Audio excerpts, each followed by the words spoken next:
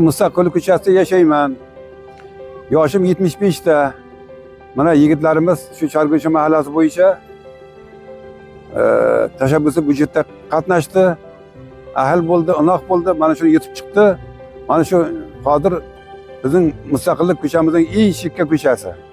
Yangi ko'cha. Mana shu yerda 2 km 300 metr joy mana asfalt bo'lyapti. Asfalt haqiqatdan chiroyli, sifatli. Texnikalar mana oldin cheklab chiqdi. Undan keyin bunga asfalt yotqizdi. Undan keyin shibin yotqizdi. Undan keyin mum sevib chiqdi. Mana hozir mana asfalt qilyapti. Asfaltda zamonaviy texnikalar ishlayapti. Men barcha shu qishloq ahli nomidan, yoshi qarim nomidan mana shu asfaltni tashkil qilgan barcha insonlarga rahmat aytaman. Avvalambor mana davlatimiz rahbariga rahmat deyman. Mana shunday chekka qishloqlarga ham e'tibor berib, mana shu asfalt uchun qilish uchun mablag' ajratyapti, pul beryapti. Mana shu chekka ko'chamiz mana shu yer. Mana shu qanday chiroyli asfalt bo'lyapti. Mana qurblar beton stolbalar almashtirildi, kabellar zamonaviy kabellar almashtirildi.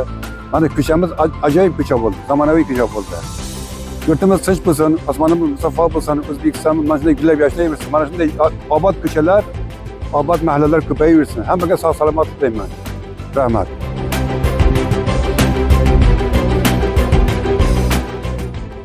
Ajoyib. Asfaltga gap yo'q.